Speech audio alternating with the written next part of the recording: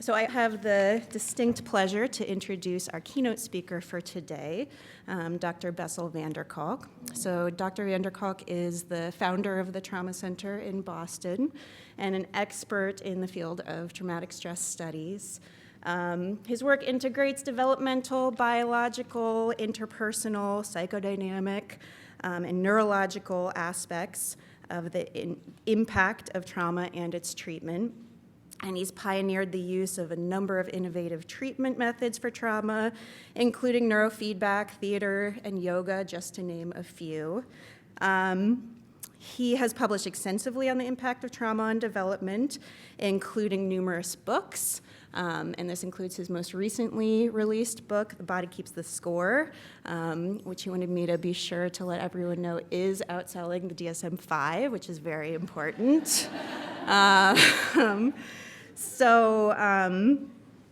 Dr. van der Kolk has been involved in some of the foundational studies on PTSD, including the first neuroimaging study of PTSD.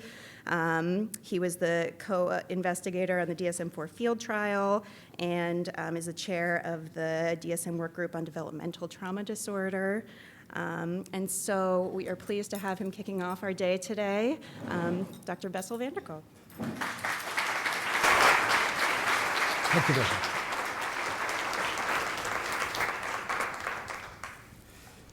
Thank you. It's a privilege to be here. I think that the work we do, and I am very much reminded of that when I hear Father Donahue talk, this is God's work. This is very important work. It's also very hard work. I like to say this is more difficult than the most complex neurosurgery, except you won't get paid anywhere close to what neurosurgeons will get paid for. But it's very important work. You know, the whole field of trauma tends to be out there focused on soldiers because people go to war all the time, and there's a lot of attention to trauma in soldiers. We learn both about the damage that trauma causes and treatments from soldiers. But it's important to know, which most people don't know, that for every soldier who comes back damaged from war, there's at least 30 kids right at home who are just as damaged, more damaged, and they don't get nearly as much attention. And so what's been exciting about the National Child Traumatic Stress Network is that we continue to grow and we learn. You know, I was just talking to Brad Stolback and his colleague who are doing glass blowing with traumatized kids. And we talk about, so what do you think happens in the brain that glass blowing may indeed someday be an evidence-based treatment? And you'll get reimbursed for having glass blowing things.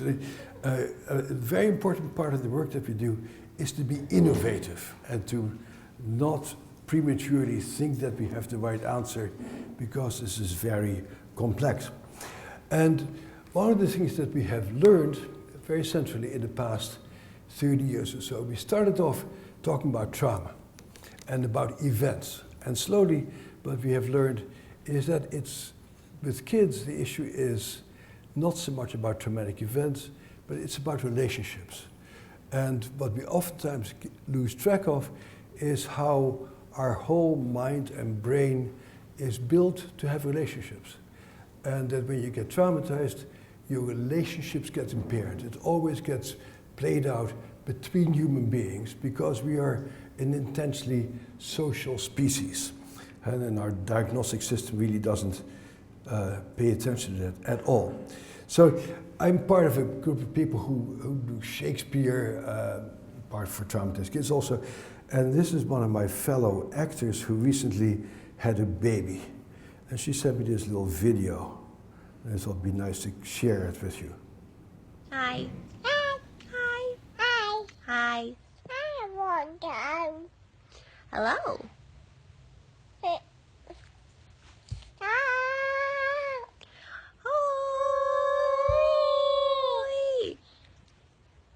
Oi.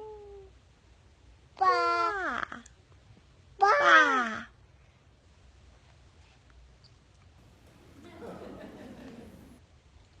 Ba.